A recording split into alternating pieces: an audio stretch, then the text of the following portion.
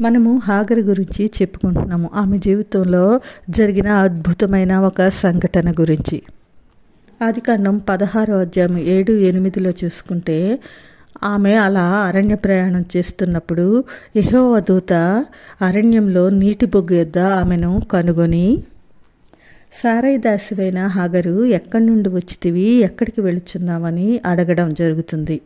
ఆమె ఎవరో, ఎందుకు ఆమె ఉంటున్న ఆ ప్రదేశం వదిలి ఇలా అరణ్యపు దారి పట్టవలసి వచ్చిందో దేవునికి బాగా తెలుసు.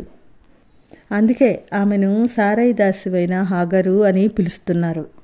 ఇంకా మన విషయానికి వస్తే, మన విషయంలో కూడా అంతే. మనం ఏమిటో, మన అవసరతలు ఏమిటో, మన మార్గాలు ఏమిటో అన్నీ ఆయనకు తెలుసు. మనం ఎప్పుడైనా త్రోవ తప్పితే గద్దిస్తారు, బుద్ధి చెప్తారు. మనం ఉన్న పరిస్థితులు మనకు చాలా కఠినంగానే ఉండొచ్చు, కష్టంగానే ఉండొచ్చు. అంత మాత్రాన వాటిని తప్పించుకొని పారిపోవాలని అనుకోవడము మనకున్న మూర్ఖత్వమే అవుతుంది, మనకున్న అవిశ్వాసమే అవుతుంది. ఇప్పుడున్న పరిస్థితుల కన్నా మనం పారిపోవడంలో ఇంకా ఎక్కువ కష్టాలు ఎదుర్కొంటామేమో, అది కూడా మనం ఆలోచించుకోవాలి కదా. దేవుడు హాగరుతో మాట్లాడుతున్నారు. ఒక స్నేహితుడిగా, ఒక శ్రేయోభిలాషిగా, ఒక తండ్రిలా, ఒక ఆదరణకర్తగా. ఎక్కడి నుంచి వస్తున్నావు, ఎక్కడికి వెళుతున్నావు అని. అప్పటి వరకు తన మనస్సు విప్పి చెప్పుకోలేని బాధ అనుభవిస్తున్న ఆమె యొక్క దుఃఖము కట్టలు తెంచుకొని ఉంటుంది. ఆమె మనస్సు విప్పి తన సమస్యలను, కష్టాలను, తన బాధను ఆయన ఎదుట కుమ్మరించుకునే ఉంటుంది కదండి.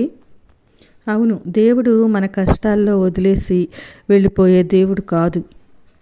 నువ్వు ఎక్కడున్నా, ఏ పరిస్థితుల్లో ఉన్నా నిన్ను ఆదుకోవడానికి పరిగెత్తి వచ్చే ఆపద్బాంధవుడు ఆయన.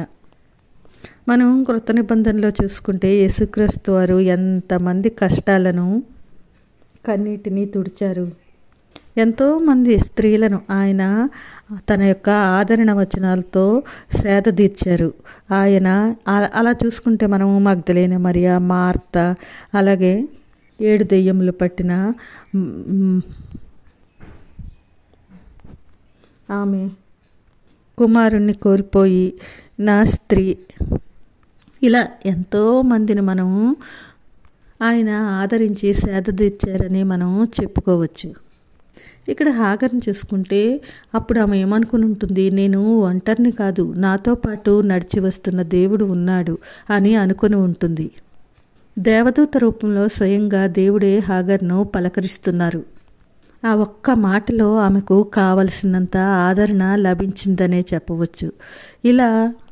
ఇలా బాధల్లో ఉన్నవారికి, సమస్యల్లో ఉన్నవారికి, కష్టాల్లో ఉన్నవారికి ఆయన ప్రత్యక్షం అవ్వడము మనం చాలా చోట్ల మన పరిశుద్ధ గ్రంథంలో చూస్తాము. అబ్రహాంకి, మోషేకి, యెహోషువాకి ప్రత్యక్షమై వాళ్ళ యొక్క క్లిష్ట పరిస్థితుల్లో, ఆ యొక్క ఆపద సమయంలో వాళ్ళు ఏం చేయాలో చెప్పిన దేవుడు.